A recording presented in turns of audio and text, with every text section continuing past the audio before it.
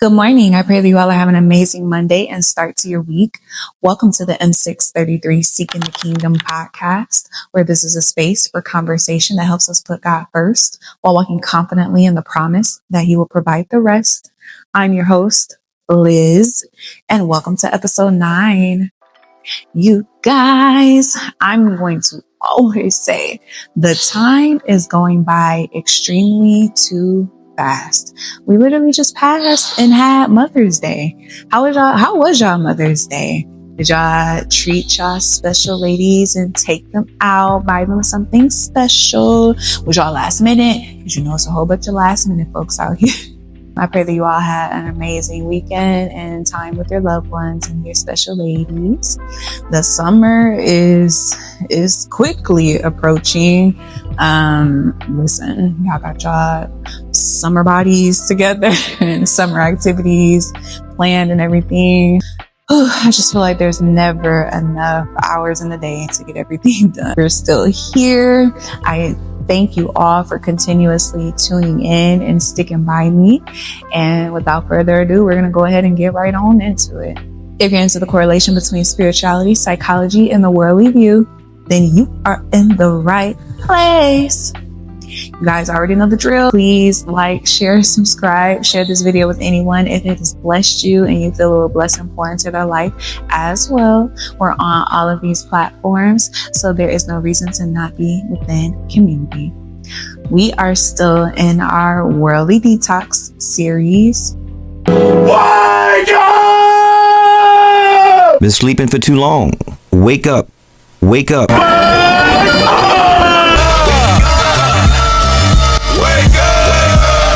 Please, wake up.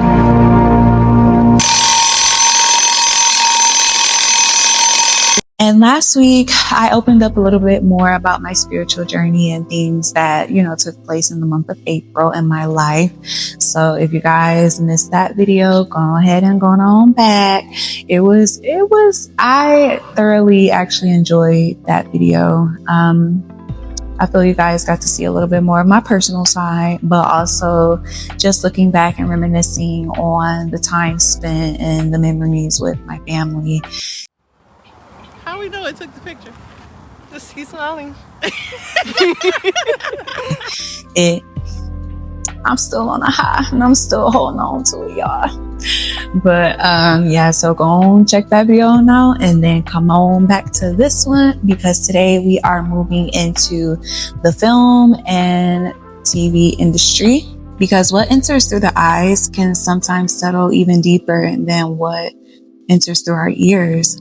And in this episode, we are going to cover how entertainment has shaped us spiritually, also how childhood programming has normalized certain things, the shift in television and film over time, emotional attachment through music and storytelling, and why guarding your heart is important as a believer.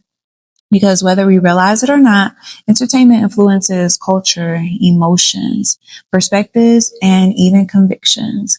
And guys, I have a plethora of notes here, so if you see me, occasionally looking down, just know it's a lot to cover today, and I just want to make sure I cover it all. I'm going to start us off in the book of Matthew in chapter 6, verse 22. And it says that the eye is the lamp of the body. If your eyes are healthy, your whole body will be full of light. So if what we're constantly watching isn't reflecting light, over time, it will begin to shape and influence our behaviors, our decision makings, and how we show up in the world. I think a lot of the times we forget that this didn't start in adulthood. It started in our childhood. Before we had discernment, before we knew how to spiritually filter things, we were being introduced into concepts and ideas that we essentially could not process or, properly handle. I always take it back to the word television. Tell-a-vision. I know times are different now. Got tablets, people don't even watch general cable anymore. I mean, I don't blame them. When you think about how much we pay in all these streaming services, is dang near the same. So anywho, we have all these different avenues and ways of watching things. And yes, while it's not television, it is still something that we are letting through our eye gates. I grew up in what many people may call the golden era of the Disney Channel. And if you know, you know, you guys, they had those hit shows back to back. But even shows like That's So Raven and Wizards of Waverly Place. Listen, guys, I'm speaking from personal experience. These were some of my favorite shows growing up, so I'm not condemning, your journey. I'm not condemning your upbringing at all. I just want to bring light to the situation. But shows like That's So Raven, which, of course, she was a psychic, showed visions and, just talks of the future. Even shows like Wizards of Waverly Place, which were centered around sorcery, magic, spells. I know they were comedic shows, and, we fell in love with the characters. But once we take a step out of the entertainment portion of it, we begin to realize and see that, it wasn't right. Of course, in the Bible, we know that God detests any form of sorcery, witchcraft. So, I feel like that touches on my point once again about how the enemy comes after the youth. Because yes, these were children's shows. So just the subtle programming within there tells us a lot. Sometimes what feels normal was only made familiar through repetition. And when I was growing up, my mom probably didn't peep, the whole thing about That's So Raven, but she did not play when it came to like the Halloween themed movies and shows. To this day, I have not seen any Harry Potter movies. As an adult, I tried to watch the series. I didn't make it past the first movie. Don't come for me. Do not come for me, you Harry Potter lovers. But yeah, like my mom, she didn't play around with stuff like that. Even growing up, I didn't even dress up for Halloween. Yeah, I think she may have done it once, but no, I didn't have that growing up. So with those type of shows and movies promoting the use of witchcraft, sorcery, and the way that they turn it to make it look clean and innocent, white magic, it slowly begins to desensitize us spiritually without us even knowing it. And if one thing for certain, two things for sure, you guys are going to know Romans chapter 12, verse 2 from this ministry. Do not conform to the patterns of this world, but be transformed by the renewing of your mind. Then you will be able to test and approve what God's will is, his good, pleasing, and perfect will. And most of the times we're trying to renew our minds, but we keep surrounding ourselves and feeding it with the same things that shaped it and molded it in the first place. When I thought about the entertainment industry, it made me think about how it has drastically changed over time. I think about the censorship. I know in different countries, like in Canada, on their programs, you of course can't say certain things, and they'll bleep out or blur out certain visuals. Here in America, you kind of start to see it a lot more. I even think about back in the like the older generations, like your black and white film and television shows. I Love Lucy, for example. The couple, they didn't sleep in the same bed. And even when they had romantic encounters, it was very minimal as to what you would see. Like you may see a kiss, but it would be implied that something else would happen. But on the screen, it would either fade out to black or it will move on to the next scene. But nowadays, you see it from A to Z at this point. Like, why are intimate scenes about 2 to 5 minutes long now? They are showing it all, which increases the desensitization. You guys, that's a hard word to say. But anywho, the things that God has warned us about have been what has been glorified within entertainment. I want to use the show Gossip Girl as an example. If you aren't familiar with that show, it started off as a book series and then they turned it into a television series. It originally aired on the CW network. Shout out to my Detroit folks. It was CW50. When I was looking up the research for that show, I asked my friend, I was just like, do y'all have CW50 here? And she was just like, what is that? And I always forget, like the channels change as you go to different locations, but it's still a CW. It just ain't 50. The show is circled around teenagers of affluent elites. And it, displays them going to school, relationships, life problems, partying, etc. While this show demonstrated, the woes of teenage life, which I thought was a little weird. Even though they were teenagers, they were still going to clubs and things of drinking, things of that nature. But it was still very much PG-13, I would say. Now, they did do a reboot, and the reboot was on HBO Max. I can't say I was surprised at, the drastic change, but even in the reboot, you guys, it was very vulgar. It was very raunchy. Yeah, they took it to the next level. And like I said, with it being HBO Max, I cannot be surprised. I would say I felt more comfortable with a teenager watching the, first version of the show versus I would never, ever recommend a teenager to watch the reboot version. But then it made me stop and think like, maybe the audience was more so for, my generation because we grew up with the original one. But like I said, even with it still being centered around teenagers, it would appeal to that audience. Would you want your teenager watching things like that? Absolutely not. It really just made me think about how the entertainment industry pushes boundaries over time. And when things become more and more acceptable, more and more people begin to question it less. That's exactly how desensitization works. You guys, I promise that word is so hard to say. You try it.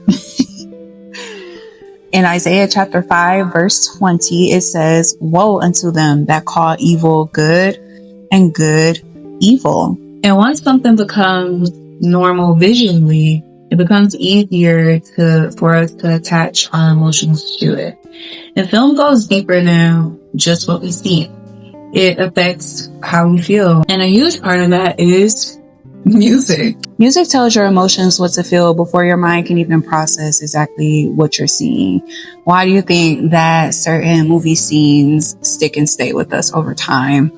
Not just because of what happened, but because of how that scene made us feel. I want to ask, what is your favorite sad movie moment? I feel for me, I would have to say the end of Set It Off. Day after day. Listen, I'm getting emotional already. And what's another one? Y'all probably gonna laugh at me, but the Land Before Time. When Littlefoot lost his mother, y'all, she went out with a bang. She was protecting her baby, okay? And to this day, R.I.P. Littlefoot mama. But just think about it. Was it the scene itself? Or was it the music behind it that was also pushing those emotions? Y'all already know once y'all start hearing those little sad tones, the baby violin, it's going to automatically pull you in. Sometimes the soundtrack becomes the emotional glue that keeps you drawn in. I would say some of my favorite soundtracks, let's see. We got Waiting to Exhale. Listen, we got Sit Up in My Room by Brandy. We got Not Gonna Cry by Mary J. Blige. We got, Shoot Shoot. We got that. It's another good song on there. It's called Love Will Be Waiting at Home. Don't quote me. I cannot think of the group name right now, but that's my jam. The soundtrack to Disney's Tarzan. Listen, Phil Collins, he put his foot in that whole soundtrack on that whole movie. Like, one song plays and you're instantly transported back into that moment in time or that scene from that movie. And that's important to recognize because what moves us emotionally can also shape us spiritually. When emotion becomes attached to a message, we sometimes carry the feelings without ever examining what the true message was itself. Proverbs chapter 4, verse 23 says, "Guard your heart, for everything you do flows from it." And sometimes guarding your heart means you have to, protect your eye gates and turn your discernment up. That doesn't mean that you can necessarily watch everything. Talking to my good friend, we were talking about the Zeus network and all the shows that are currently on that platform. Y'all, it just kind of feels like brain rot after a while. Even that's another great example. Now I'm thinking about it. The show Baddies. Like I said, back to the censorship. It originally started off as Bad Girls Club on the Oxygen Network. And like I said, the show was never really a good show to begin with. But when I was younger watching it, the censorship was there. You would see quarrels and fights, but it was very much blocked out.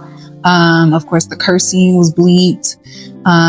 They just had a little more control with cutting out the debauchery. On Zeus Network, there are no filters. You see it all. You hear it all. Y'all, listen, Zeus will not be getting no dimes, no pennies out of me. Because I don't even like the fact that, that network perpetuates debauchery within the African American community. So, like I said, discernment is key. Just because it's there doesn't mean that you have to partake in it or, absorb it and watch from it. And to follow up from the first episode of the Music Detox, I spoke briefly about the Freemasonry organization, and I do want to touch just a little bit on that when it comes to the film industry.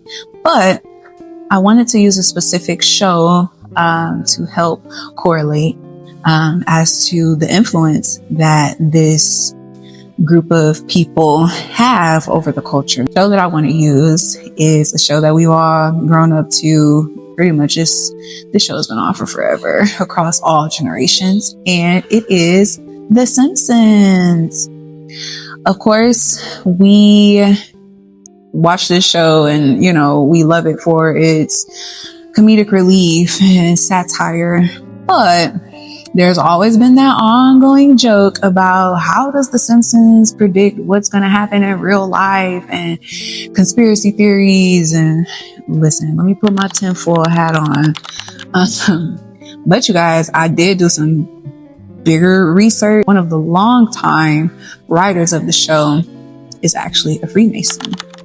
And it just makes you think, if this group of people have so much power and influence within various industries of the world, what makes us think that they aren't pushing that and putting that into, those industries that they are running? And film industry is one of them. The pandemic. Now people call it the pandemic.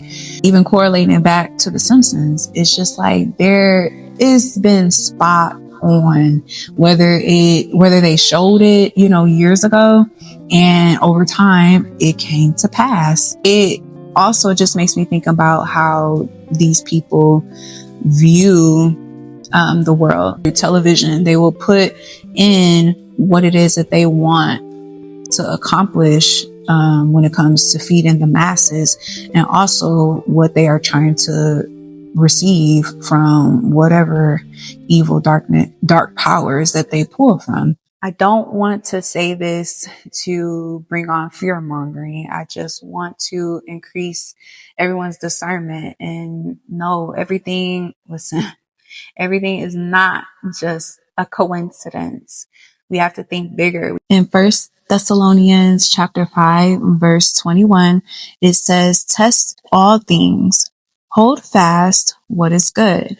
And I think as believers, it's okay to ask questions. It is okay to pay attention, and it is perfectly okay to think critically on what is constantly shaping and influence our culture. Not everything that is hidden is harmful, but also not everything that is hidden is harmless either. And sometimes wisdom isn't always having every answer.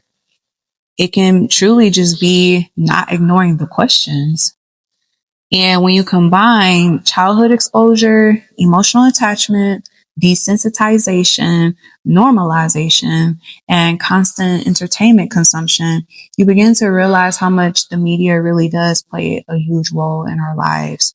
So as we continue this worldly detox, maybe it's not all about what we are listening to and hearing. It also is about what we are viewing and letting into our eye gates. And in Philippians chapter 4, verse 8, it says, finally, brothers and sisters, whatever is true, whatever is noble, whatever is right, whatever is pure, whatever is lovely, whatever is admirable, if anything is excellent or praiseworthy, think about such things. So the question then becomes, is what we're viewing bringing us closer to God, or is it making us more and more less sensitive to Him? And I want you to think when you watch your TV shows and programs, if God were sitting right next to me, will He approve of this show? If not, go ahead and tune on out, y'all. Maybe this week, maybe try to go ahead and do a television fast or detox. Try to stay away from shows that promote lust, chaos, violence, anything that just is not edifying. If you feel it is leading to brain rot, then you don't need to be watching it. And go ahead and replace it with things that are godly, that are clean. I always promote Christian podcasts, Christian shows and movies. I'm still learning and coming into, but as of lately, The Chosen on Amazon Prime Video, really, really good. I actually have to finish that. Also, there are a couple of biblical movies on Netflix. The story of Moses and also the story of Mary, that is on there. It's crazy. Now that I think about it, throughout the week, I really don't watch television. I've become a YouTube person. I'll be watching YouTube videos, but even with those, it's always something that's educational or something that will lift my spirit. I really don't watch TV like that. I unplugged my TV in my bedroom, actually. That's crazy now I think about it. Go ahead and do that, guys. Come on back next week because I want to talk about it and I want y'all to let me know truly how it went for you. Also let me know if you went ahead and did the music fast and detox. We got to get these conversations going. I want to know how things are going on, within your journeys as well. With all the distractions and things to keep us busy throughout the days and the weeks and the years, we fail to realize how noisy the world truly is until we finally become disconnected from it. So even if you're not watching, television or watching something, take the time to read your Bible, to journal, to sit in silence with God, communicate with Him, increase your prayer life. There's so much more, you can do outside of watching television. It is not about legalism.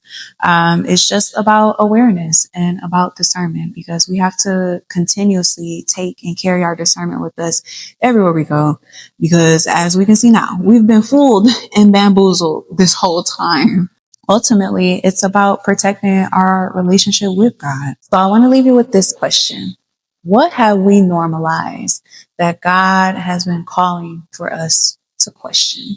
And next week, we are moving into products and companies that do not have our best interest at heart. And I'm so excited to talk about this. I got so many factual things to talk about. Oh, we're gonna get into it. We're gonna get into it. But at the end of the day, you guys know I always have the 3 playlists for you. These playlists are located in the show details, and then also I will link it below. So guys, go ahead and check those out. There's enough secular music out here that is promoting everything that the enemy wants and loves us to do, which is nothing but the path down to destruction. Please like, share, subscribe, share this video with anyone if you feel it has blessed and poured into your life as well. We are on all of these platforms here, so there is no reason to not be within community. Thank you all for tuning in, and remember, seeking God first brings alignment, which reveals purpose, then catapults destiny. Continue being a light in this world. Until next time.